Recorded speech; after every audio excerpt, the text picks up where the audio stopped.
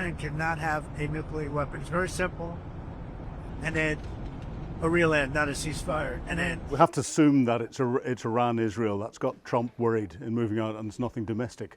But I think it's a fair assumption.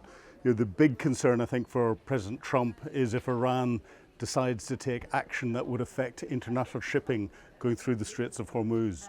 The Straits of Hormuz are vital for the movement of world oil and gas products. About 20% of the total volume of oil and gas products moving around the world go through there. And Iran's Revolutionary Guards Corps, their naval element, have got quite a heavy presence in there.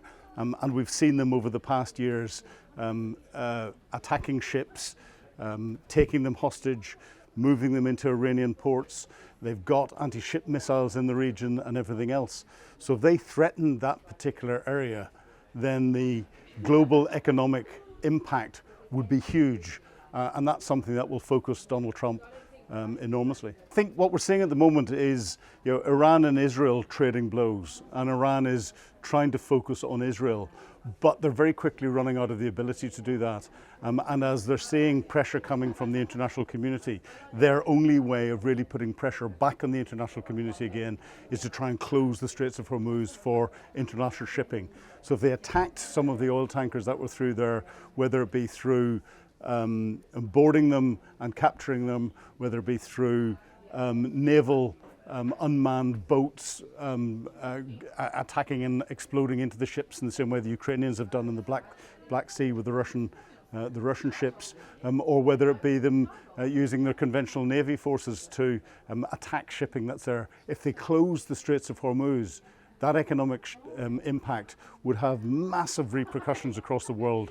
It would be much bigger than when Russia invaded Ukraine on international energy prices. That would put escalatory inflation figures in all countries around the world, would throw out all of the estimates that different finance ministers, including our own Chancellor of the Exchequer, has done in her recent statement in the House. And it would impact the sorts of debts that America is running up in its trade war around the place. It would play into some people's hands very well indeed. Vladimir Putin would make a lot of money out of it. Donald Trump's going to stop it through, I think, two things. One, his usual rhetoric and threats, and two, back that up with deterrence. There is no point in putting threats out there unless you've got military capability to back it up. And therefore, we've seen over the last 24, 48 hours, massive deployments of US air capability from the continental United States into the region.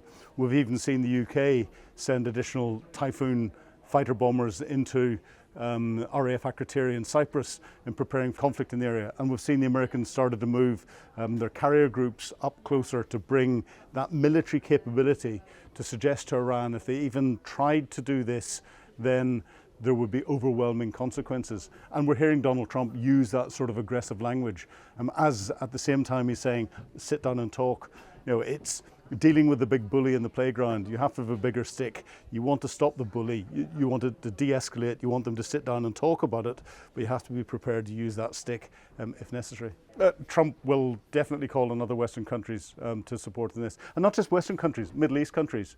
We've got countries standing by to help Israel protect its airspace from the drones and ballistic missiles, including some, the Middle East countries include Jordan and Saudi Arabia, who both said that they'll help. So it's bringing that international grouping together so that it gives additional strength to the commentary that's coming out of Donald Trump. It's not just America first. This is a global issue, and it's 20% of the globe's oil and gas that moves through the Straits of Hormuz, so it'll affect all of us. We live in very worrying times. Donald Trump wants to de-escalate. I think the Iranians have been caught in a position where they don't know where to move. The Israelis at the moment have got the upper hand, but they're on a path to national survival in everything that they do. The one winner out of this is Vladimir Putin. And the one person who's sitting on the sidelines just watching and influencing is Xi Jinping in China. So we have to watch what Putin does and what Xi Jinping does on the back of all of this very carefully indeed.